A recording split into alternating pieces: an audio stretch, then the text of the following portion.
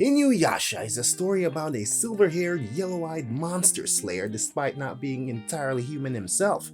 He goes on an adventure to find a powerful, multi-dimensional MacGuffin before the main bad guy does. On the way, he gets caught in a love triangle between two very magical women, with one of them being, let's say, morally ambiguous. Doing my research into this manga, I found that there was about a 70-30 split of people that really loved it and people that hate it to a comical degree, and almost nothing in between but me. Just to give you guys an example of what I mean when I say comical degree, I saw a guy give a review for this manga, and for the premise, he said, jewelry breaks, which, it's not untrue.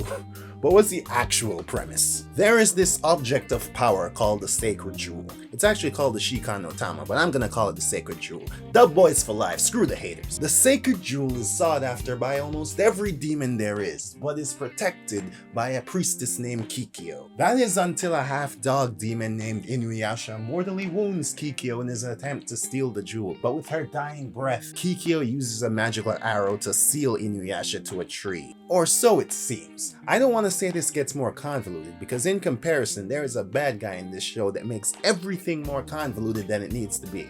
We'll get to him later, but for this situation, let's just say that there's a little bit more under the surface. In the distant future, which is the modern day of the 90s, a high school girl named Kagome, who looks strikingly similar to Kikyo, gets pulled into a well in her backyard, which turns out to be a Narnia portal to the distant past, where she finds Inuyasha still pinned to the tree, and so the adventure begins. I first saw Inuyasha as an anime when my age was in the single digits, and I was staying up way too late to catch it on Adult Swim.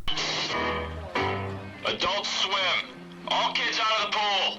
And back then, I really liked it. You might even say that I loved it, but not more than case closed. So I thought, hey, I never actually completed the anime, and I didn't watch the final anime, so why don't I read the manga? And so I did.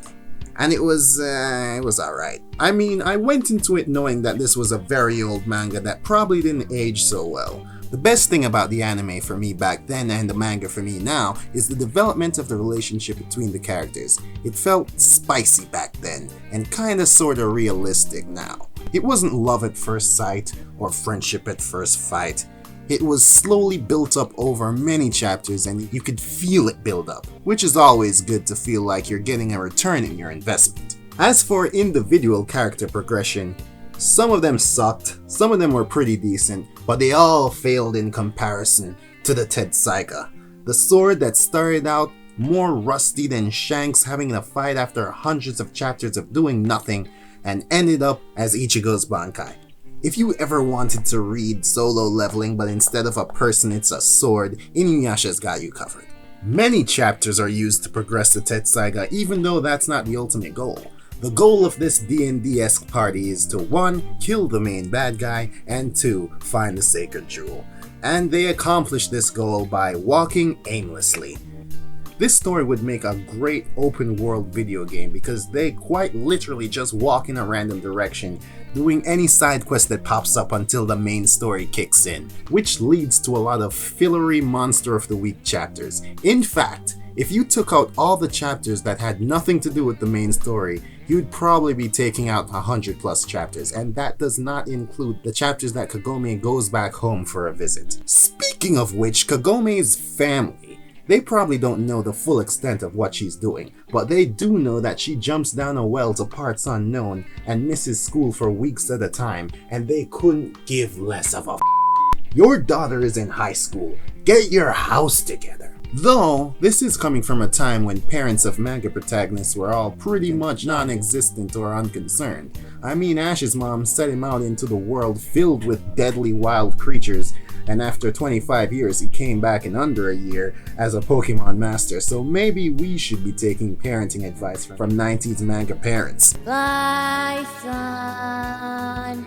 You could just chalk it up to a weird story choice, but it's not the only weird story choice. I brought up Naraku before, the main bad guy. He's the type of character that always has these elaborate plans to take down the good guys. But when you look at them in hindsight, they were really, really stupid. And when they inevitably fail, he would always act like it was all according to plan. He'd trip himself, fall over and hurt himself and laugh like, haha, Inuyasha, if you only knew what I had planned. And a lot of these plans involve just making more enemies. Going to random people who don't know him and just making them hate him instead of killing them, which he could easily do. And sometimes even making them more powerful before making them hate him. The biggest example of this is Miroku, who was given the most powerful ability in the entire story, to the point where the story has to make up bullshit just to nerf him.